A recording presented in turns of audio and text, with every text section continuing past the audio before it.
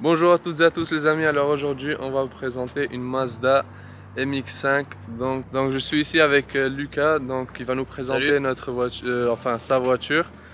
Donc est-ce que tu peux nous dire quand tu l'as eu et qu'est-ce que tu as fait dessus du coup? En attendant je fais un tour. Je l'ai eu en...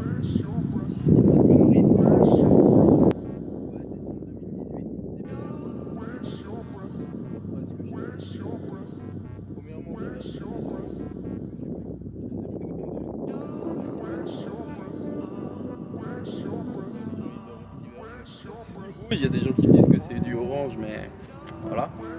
Ouais, j'ai fait ce covering rouge. De base, elle était noire. J'ai aussi acheté ces jantes Japan Racing sur Ouais, des jantes voilà. Avec des pneus Nankang. C'est des jantes, c'est du 17 pouces.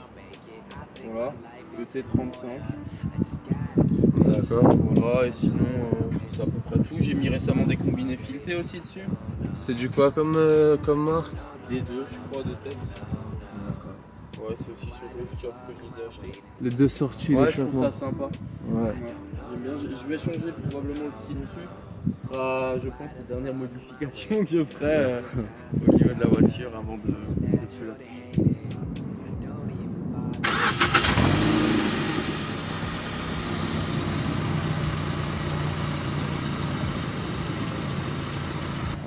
En termes de consommation, ça consomme du combien? 10 litres. 10 litres en ville, ouais, c'est ça? Ouais. Toute consommation confondue, hein, autoroute et ville, je suis rarement en dessous de 10 litres. Très rarement. Ah, même sur autoroute, ça baisse, Ouais, ça baisse pas. Ça baisse pas beaucoup. Je crois que le max que j'ai fait avec un plein, c'était 500 km. Sinon, je suis plus aux alentours des 400, 430. Et c'est le plein, il est combien de litres? Hors réserve, je crois que le réservoir il fait à peu près 45-50 litres. 45. Ouais, donc je suis à même plus que 10 litres au 100 si, Ouais, ça consomme quand même un petit peu. Bah, c'est atmosphérique, il n'y a pas de turbo. Ouais, c'est à cause c'est pour ça. Ouais. Pour baisser la capote, tu fais comment du coup? D'abord, on doit déverrouiller ce loquet, être en neutre.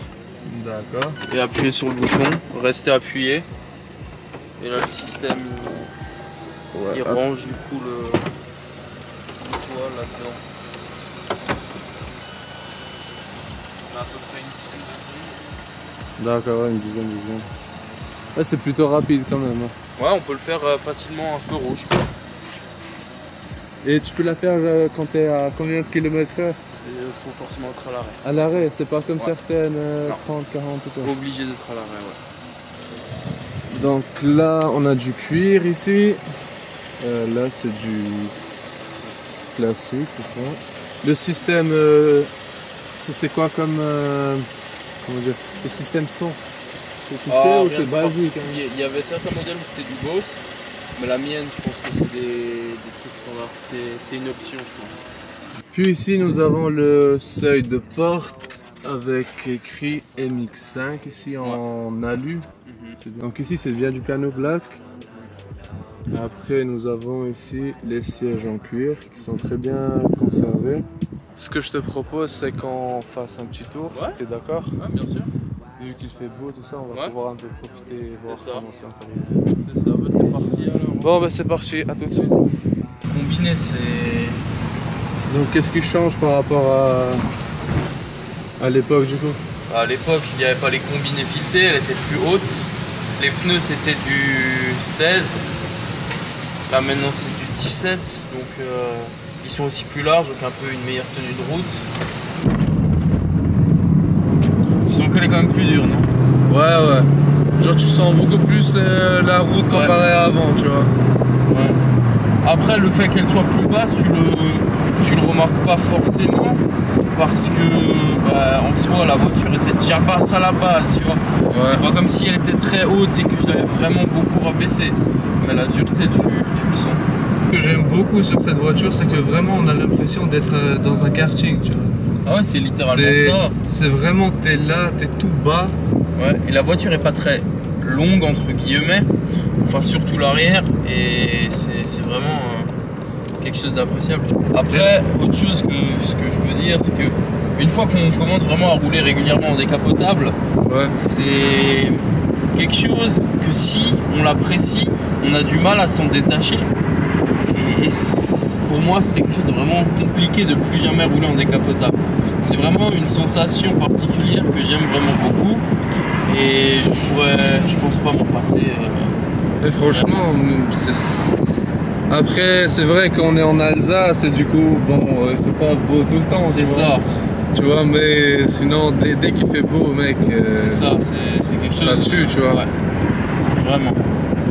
C'est une sorte de philosophie, c'est un peu comme les motards. Il faut savoir qu'il y a aussi une grosse communauté de Mazda, de MX5, surtout, ouais, qui voilà, s'entraident sur les réseaux sociaux aussi, et même deux conducteurs de MX5 qui vont se croiser vont faire le dire bonjour, voilà, un peu un lastar des conducteurs des pilotes de moto.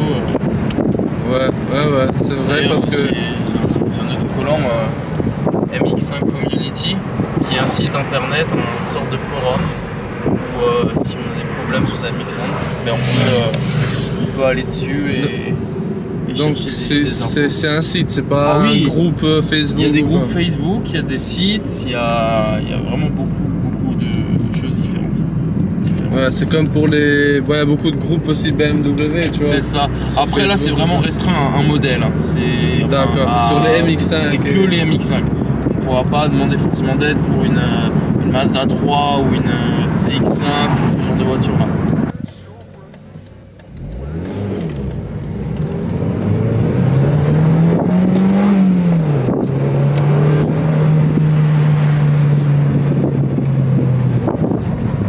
Elle tient bien.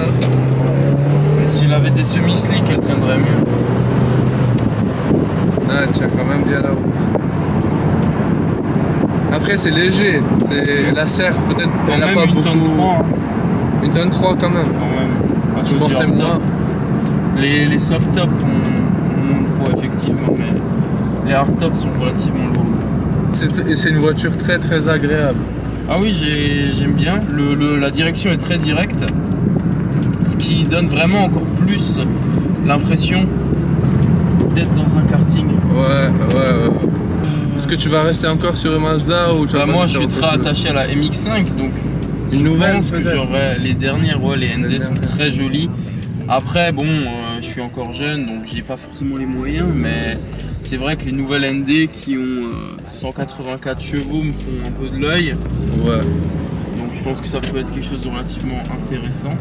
Tu la prendrais en hardtop, en toit dur ou Non, en fait le problème des ND, c'est que celles qui ont le hardtop, c'est plus réellement un cabriolet, même si quand on parle de hardtop, on ne peut pas réellement parler de cabriolet, mais la ND c'est littéralement un targa. C'est-à-dire que tu as juste la partie haute du toit. Ouais, c'est pas entier. Hein. C'est ça, il reste toujours une armature à l'arrière et je trouve pas ça très esthétique. Contrairement à celle-là où c'est libre à l'arrière. C'est un vrai cabriolet. C'est ça. Bon, oui, comme prochaine voiture, une fois que j'aurai les moyens et que je serai installé, peut-être une ND avec le plus gros moteur. Parce que bon, parfois ça manque quand même un peu de pêche. Oh bah justement, mec. Une ND. C'est comme ça que tu veux, toi. Ouais.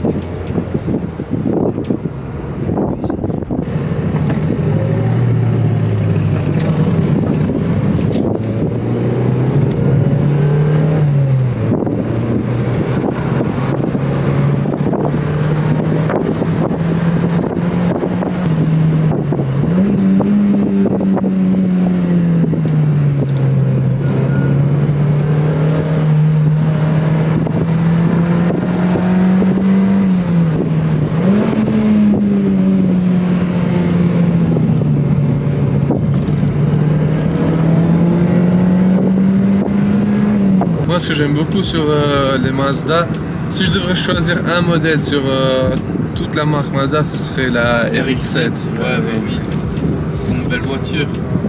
Après, le moteur Rotary, j'ai jamais vraiment compris. Compris le concept ou compris pourquoi le concept. Voilà. Même si j'ai vu à peu près, c'est comment c'est un triangle qui tourne en ça. feu. Après, le concept, c'est de compacter un peu le moteur au maximum. Et c'est des moteurs très petits, les moteurs Wankel en fait. Mais est-ce que c'est vrai que c'est pas des moteurs fiables? Alors, à ça, je vais répondre. Quand on achète une Ferrari et qu'on ne va pas l'entretenir comme il faut, ah, mais ça casse. et c'est pareil avec un moteur Wankel. Un moteur Wankel, même si on n'a pas une Ferrari, c'est un moteur qui demande plus d'entretien qu'un autre. Et si on l'achète, mais qu'on ne veut pas mettre l'entretien adéquat, je trouve qu'on n'a pas forcément le droit de se plaindre. Après, forcément, il y a des voitures qui ont des défauts, même en sortant d'usine, ça peut arriver. Mais si les moteurs Wankel sont bien révisés, bien entretenus, comme n'importe quelle voiture finalement, sauf que c'est une voiture qui en a un peu plus, forcément. Ouais.